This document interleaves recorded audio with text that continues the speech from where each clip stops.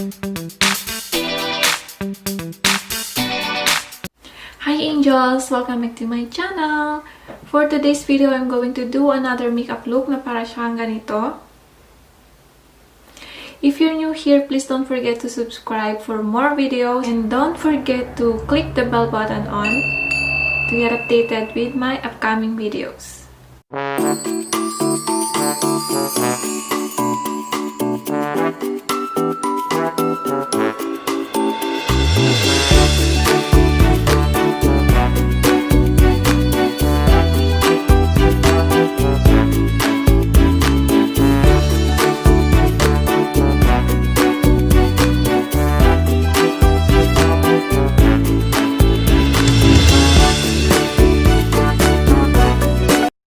For my brows, I will be using Hollywood Diva Revenge Powder.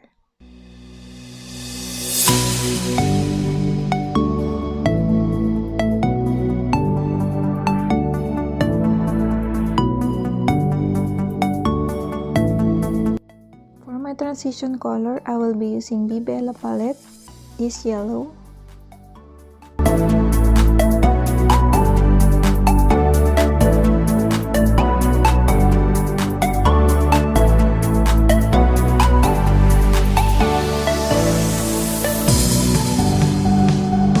I will be using Jaclyn Hill palette at kukunin ko tong dark orange.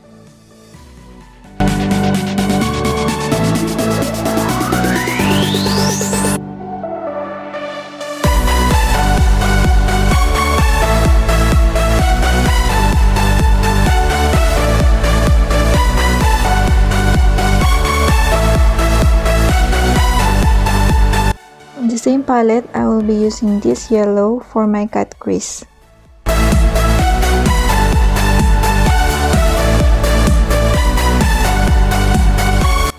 Eyeliner, I will be using L'Oreal Profound Black 01.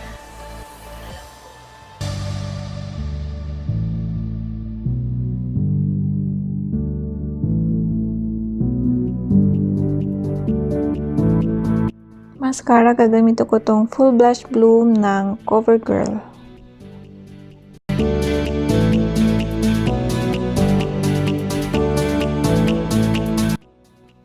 For my foundation, I will be using L'Oreal Total Cover in the shades of 304.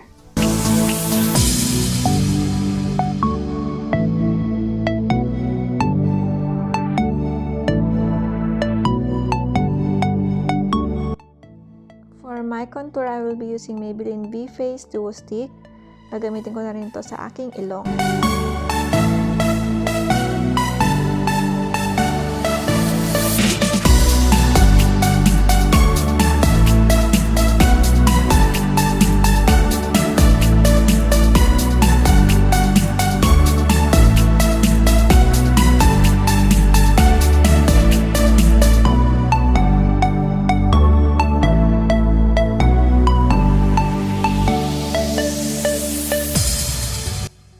To set my face, I will be using Revolution Translucent Setting Powder.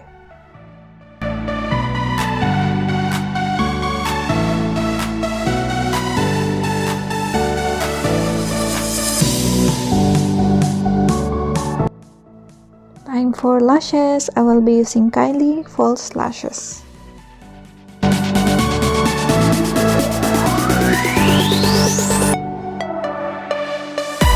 And for my highlighter, I will be using Mermaid's Glow from Revolution.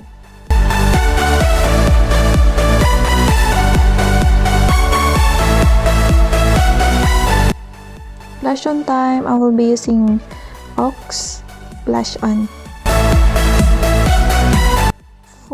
For my lippy, I will be using Revlon Ultra HD Matte Lip Color.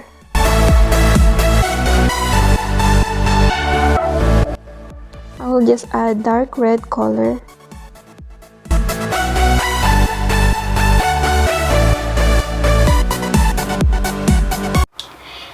Ayan, tapos na ang aking look for today. Magpapalit lang ako ng damit and I'll be back.